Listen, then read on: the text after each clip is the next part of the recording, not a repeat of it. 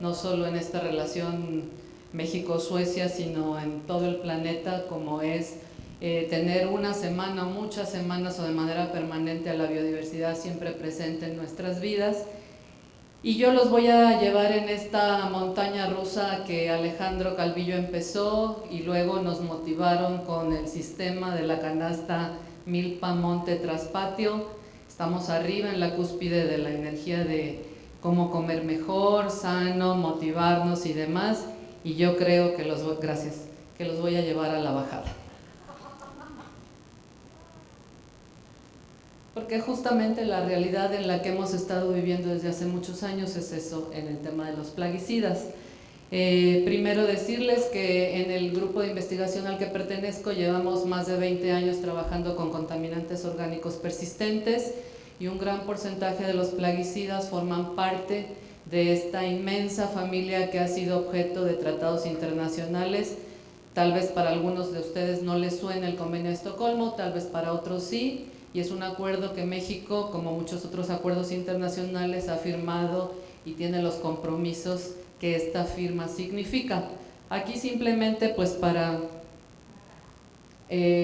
familiarizarnos y recordar los que somos de cierta edad lo que era el loco en aquel entonces de nuestra infancia adolescencia, que no es más que el famoso DDT, uno de los primeros organoclorados, y está en diferentes ámbitos, tanto de actividades económicas secundarias como la ganadería, las básicas como la agricultura, y por supuesto inundándonos diversos ecosistemas. Y me voy a abocar al objeto de estudio del lugar donde trabajo, y ha sido una de mis pasiones después de haberme graduado de biología, que son los ecosistemas acuáticos, sin dejar de lado el efecto que tiene en nuestra salud. Los plaguicidas, dicho sea de paso, caen muy bien en la temática que conmemora esta Semana de la Biodiversidad 2019, porque atraviesan los 3 ejes que le dan nombre a la semana. Atraviesan e impactan la biodiversidad, la alimentación y por supuesto la salud. Rápidamente, y no crean que esta va a ser una clase como un salón de la facultad, simplemente para situarnos y tener en la mente lo que se maneja comúnmente como plaga y 2 conceptos de plaguicidas de 2 entes, una internacional como es el Código Internacional de Conducta, que es emanado por una de las instituciones dependientes de la Organización Mundial de la Salud, que es la FAO, y lo que maneja la Ley General de Salud de México en su última reforma del año pasado. Son muy coincidentes, simplemente que en la concepción legal normativa mexicana de plaguicida es mucho más amplio lo que puede ser considerado así. Es decir, aquellos productos que van a controlar lo que puede dañar a una actividad como es la producción de algodón, el café, el maíz y el control de vectores de enfermedad que pueden afectar a la población humana a través de diferentes medios de emisión como las fumigaciones, con una gama inmensa de productos. El ciclo que siguen estas moléculas, que dicho sea de paso son bastante numerosas, vamos a ver al rato una numerología, es de per se muy complejo, como lo pueden seguir los nutrientes o los nutrimentos que la naturaleza tiene en la diversidad de ecosistemas que posee. ¿Por qué? Porque los plaguicidas en la mayoría de los casos son compuestos orgánicos, son formados como nosotros, de carbono e hidrógeno. Por eso es la peligrosidad de los mismos.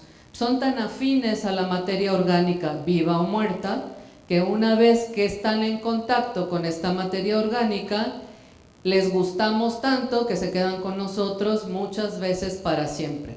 Y aún muertos, los humanos, por ejemplo, emitimos la carga de plaguicidas, la regresamos al ambiente que hayamos consumido durante toda nuestra historia de vida, ya sea que nos entierren, o sea que nos sepulten o que nos incineren. En cualquiera de las 2 formas cedemos esa carga a los suelos o a la atmósfera cuando hay combustión de nuestros tejidos muertos.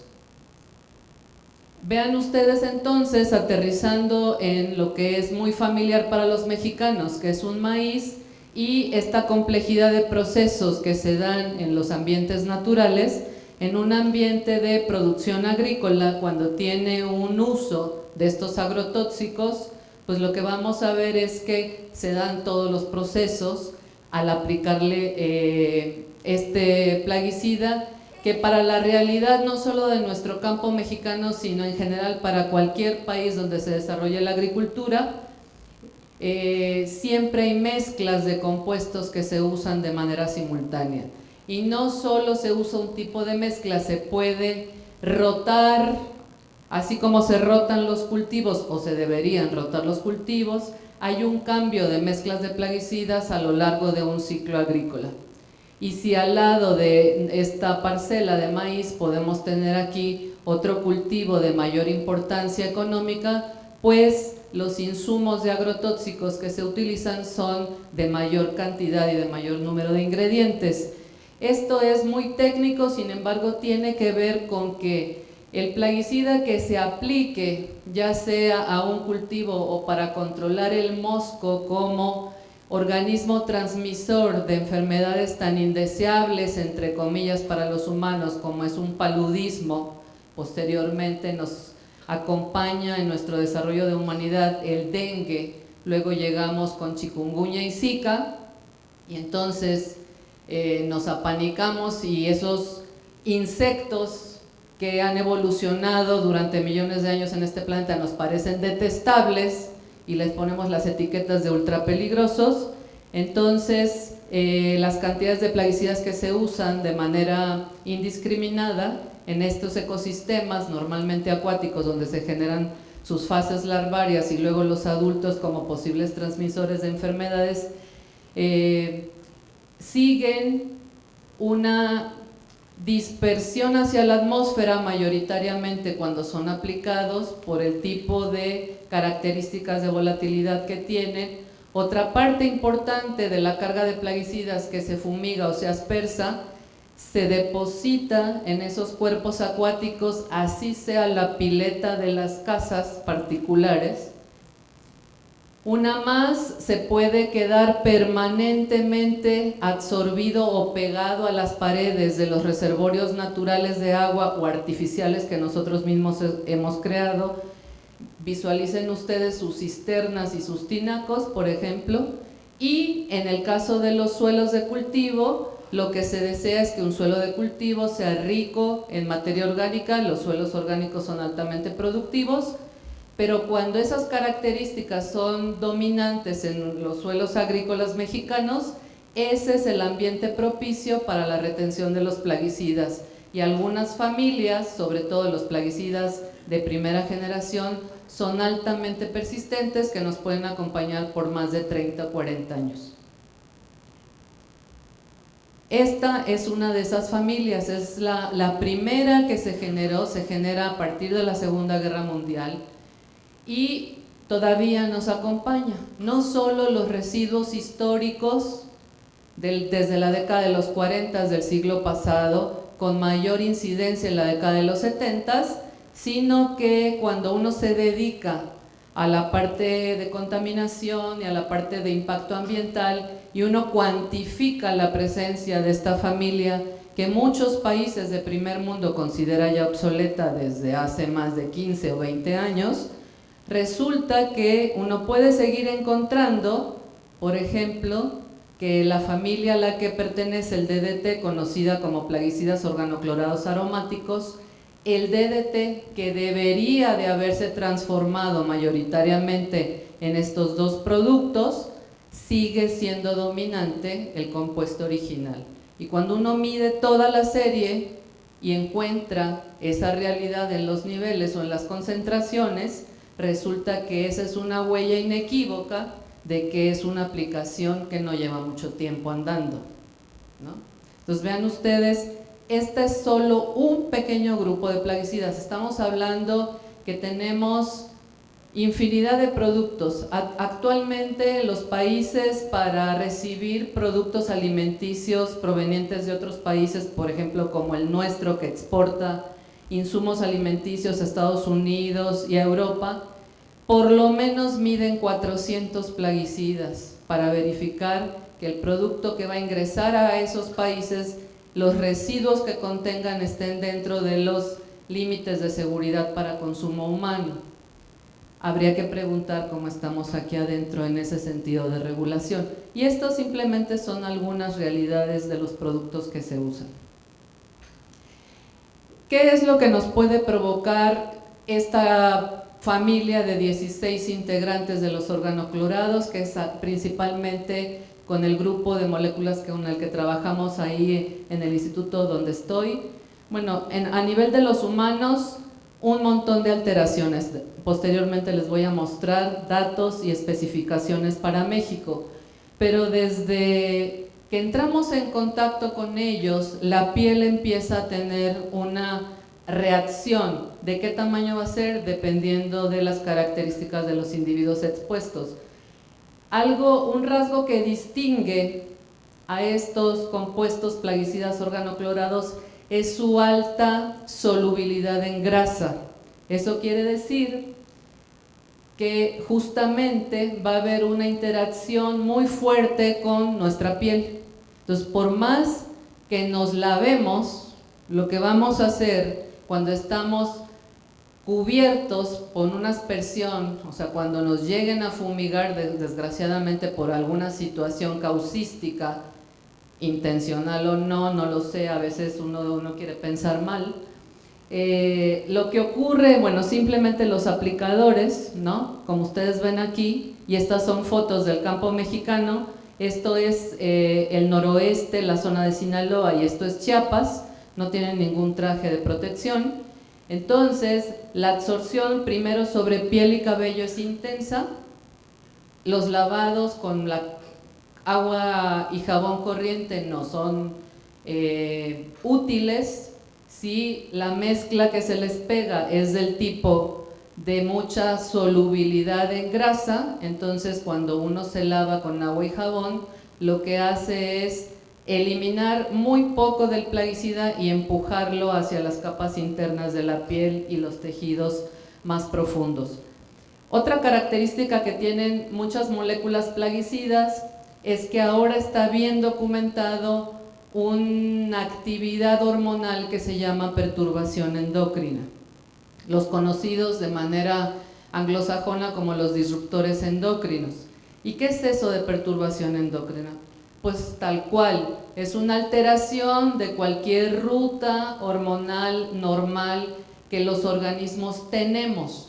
No es privativa de los seres humanos, es común a una lista bastante grande de organismos. Pensemos en mamíferos que no sean humanos y acordémonos, por ejemplo, de glándulas fundamentales como la tiroides, las suprarrenales, y rematemos con las glándulas reproductivas. En todas ellas se puede presentar un trastocamiento del funcionamiento glandular hormonal, porque estas moléculas, estos plaguicidas, son capaces de ocupar los sitios activos de las hormonas en la ruta metabólica que competa.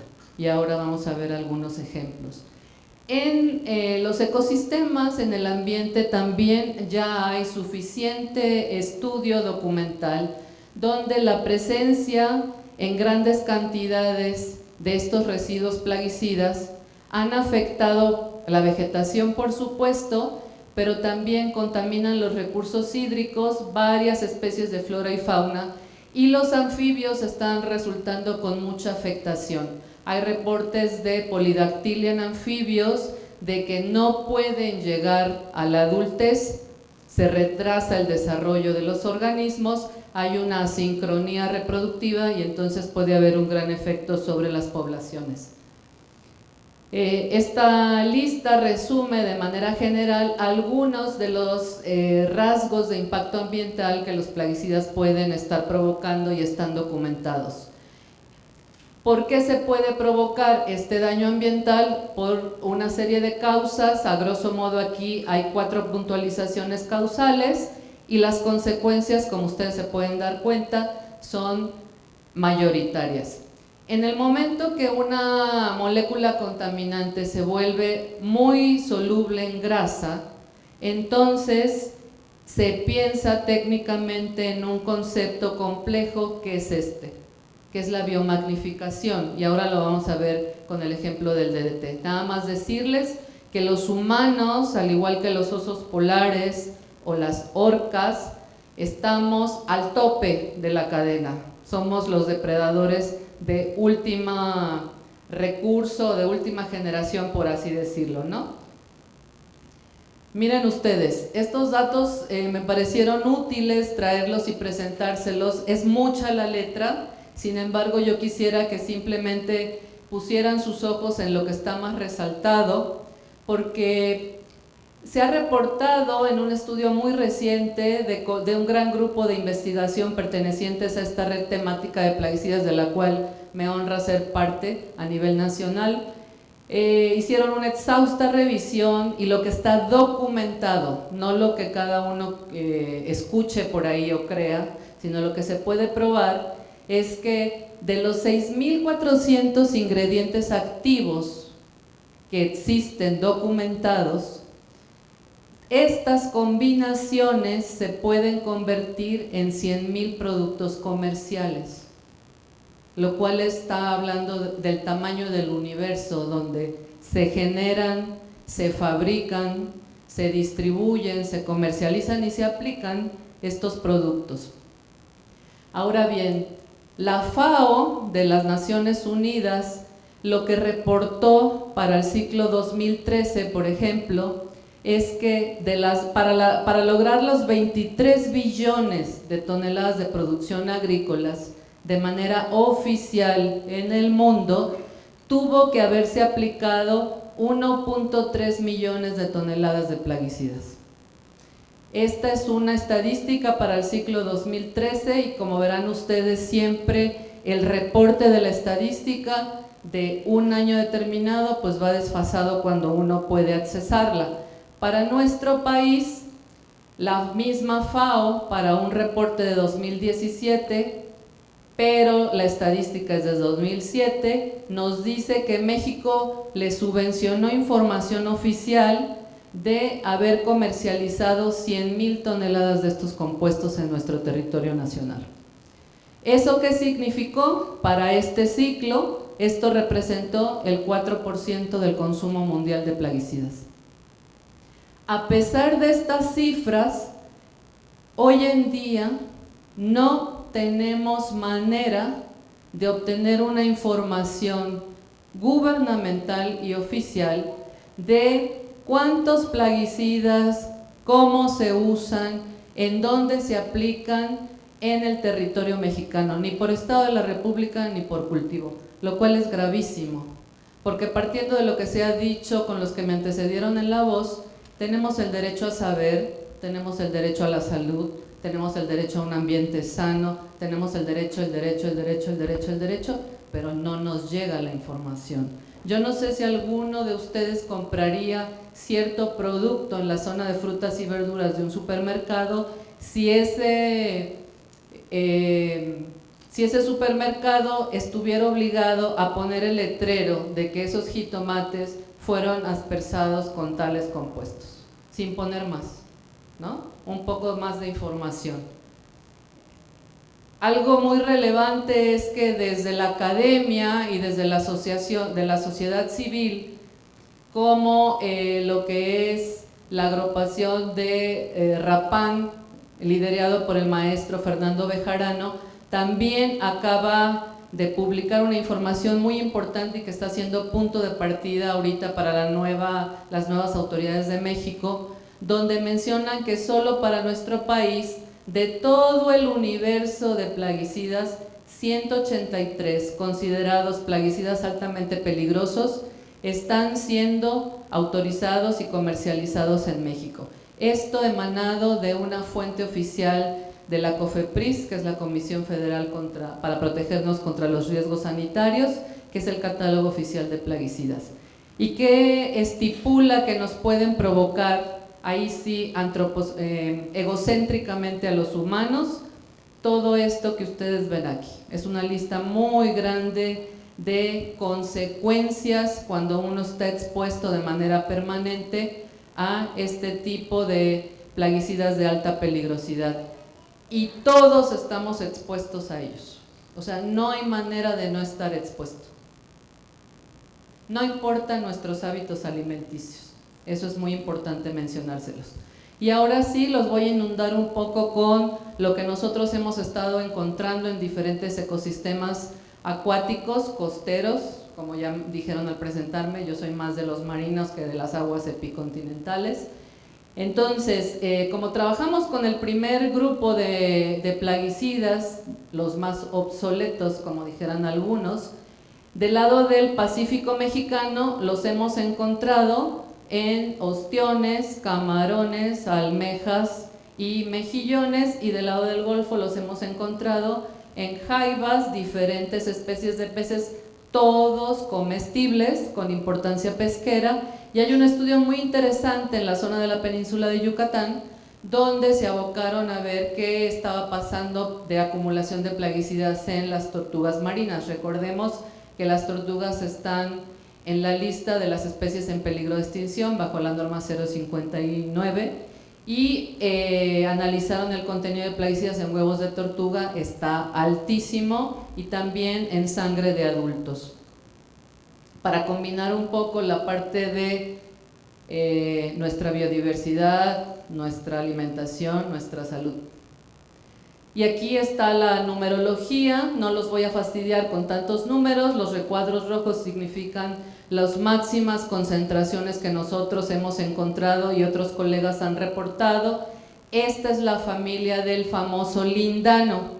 El lindano ha sido categorizado por la Agencia Internacional de Investigación en Cáncer, dependiendo de la Organización Mundial de la Salud, como carcinógeno para humanos, ¿sí? Aquí se encontró de manera abundante en diferentes especies de ostiones. Para quien tenga predilección por este tipo de insumos alimenticios o que de repente quiera darse una escapada cuando va, digamos, de vacaciones, ¿no? Para que piense elegir entre mariscos y filete de res. Estas son jaivas, por ejemplo, camarones, aquí hay diversos organismos, lo que les decía, incluso hay mediciones en peje lagarto, la especie,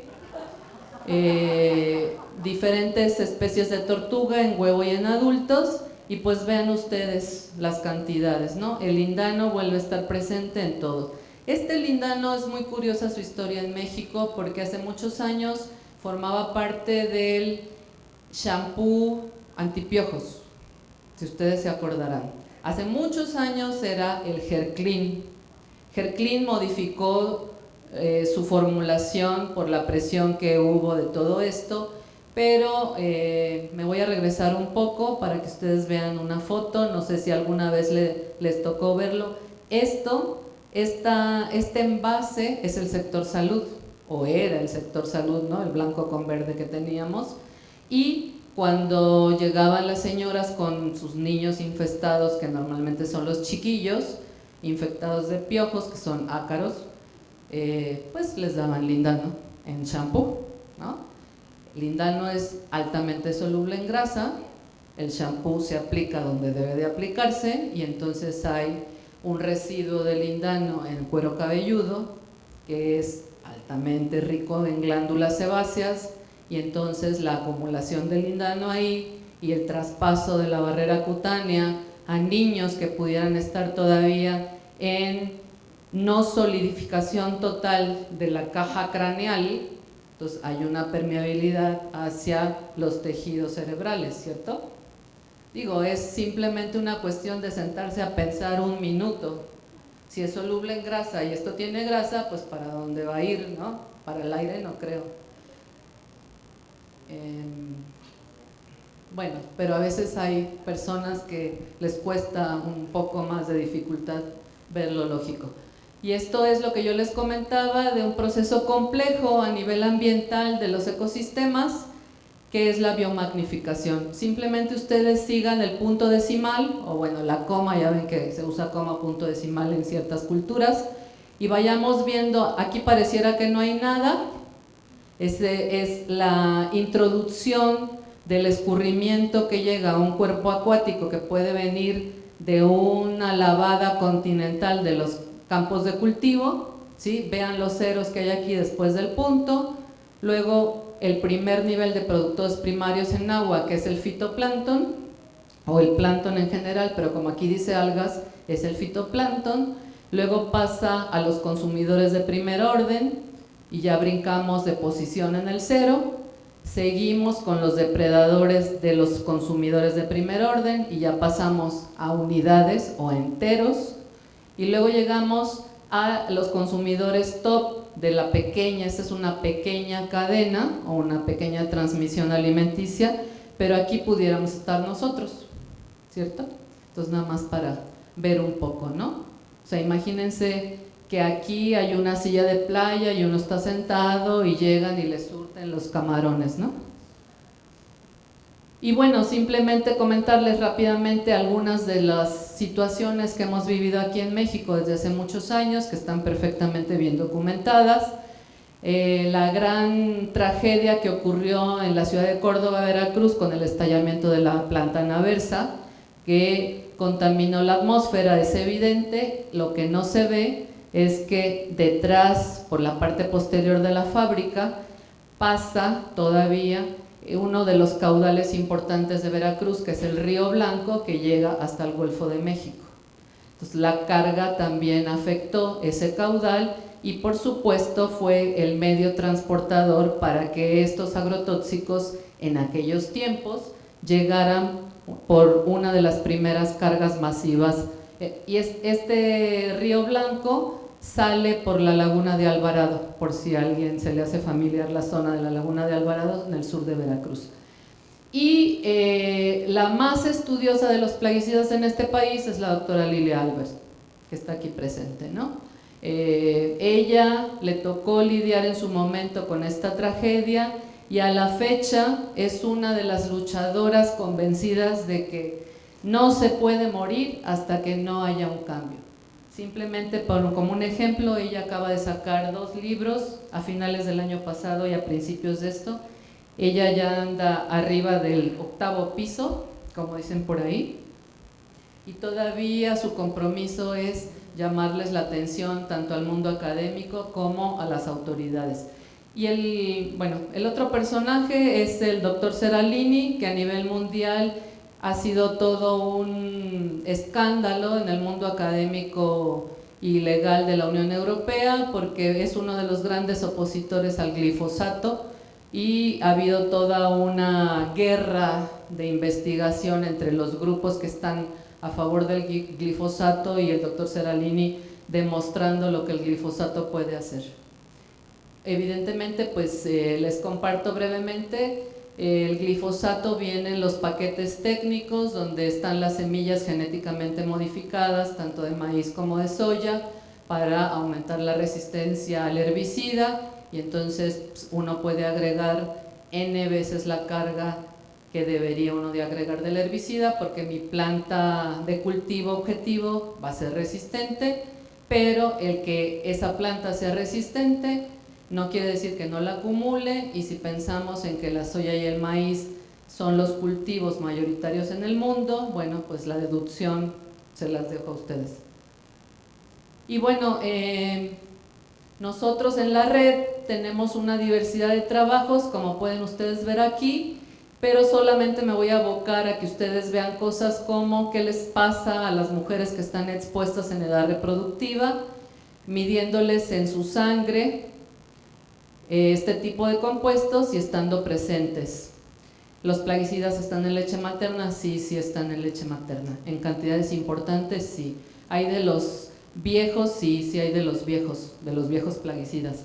Aquí está el DDT, está en leche materna, y por lo tanto lo que hacemos las hembras humanas al concentrar nuestra carga de plaguicidas cuando estamos en gestación y parimos, es que nuestro organismo lo que hace es canalizar la mayor parte de nuestra grasa y los nutrientes a la leche materna. Si la carga de plaguicidas es altamente soluble en grasa, allá van. ¿Y a quién se las vamos a dar? A los neonatos, cuando los neonatos no tienen ninguna capacidad enzimática de poderse defender. Y tan es así que aquí está la población infantil. Y ahora algo muy interesante desde el punto de vista de investigación y muy espeluznante cuando uno lo ve, es que hay un grupo que está trabajando la parte de ver el efecto de tener una carga de plaguicidas alta en los niños y el desarrollo cognitivo, el impacto sobre ese nivel, que es un aspecto muy sensible y que necesita mucha investigación. Entonces, estos son datos que ya están emitidos, ya están publicados, y las nuevas líneas de investigación del efecto de los agrotóxicos se están girando hacia este tipo de aspectos a nivel de conducta humana, ¿no? Por ejemplo, un grupo sensible para nosotros, como ya se vio en la charla anterior, son nuestros grupos indígenas, y bueno, pues también tenemos un montón de hallazgos en consecuencias de salud. Ya lo vieron, ellos no son protegidos. El argumento de quienes los contratan a estos jornaleros indígenas es que no se ponen el traje de protección porque les da calor. Entonces, bueno, está muy bien, les da calor. Y finalmente, hay mucha información científica que sustenta la urgencia de reglamentar bien, con conocimiento, alineados con las directrices internacionales, el uso de qué tipo de agroquímicos se usan, cuándo se usan, quiénes no se usan, y la urgencia de la prohibición de los plaguicidas altamente peligrosos. Vean ustedes aquí algunos relación exposición-efecto en mujeres, y me vi un poco tendenciosa, pero bueno, creo que es el grupo sensible por esta transmisión potencial y real que nosotras hacemos hacia los infantes, ¿no? Desde que si las madres tuvieron esta transmisión de carga de plaguicidas, probablemente los niños tengan el problema de que los testículos no desciendan, ¿sí? Aumenta el riesgo de cáncer de mama, por supuesto. Se está encontrando en mujeres en edad reproductiva. Hay una alteración en el crecimiento de las mamas, tanto de mujeres como de varones, y ahora se está viendo que eso puede estar disparando situaciones de cáncer de mama en varones que trabajan en el campo y aplican este tipo de productos, y la parte del crecimiento intrauterino retrasado y la alteración hormonal como parte de la perturbación endocrina. Entonces, finalmente, la pregunta que debemos hacernos todos, no importa en qué responsabilidad tengamos, social o profesional o laboral, pues es esta, ¿no? Para que lo reflexionemos la siguiente vez que un mosco nos perturbe, una hormiga nos moleste, y entonces decidamos qué tipo de responsabilidad adquirimos en este único tema. Pero en general, en contaminación ambiental, pues también pensar nuestros hábitos de consumo en el sentido de no contribuir o contribuir lo menos posible a la carga que ya existe. Muchas gracias.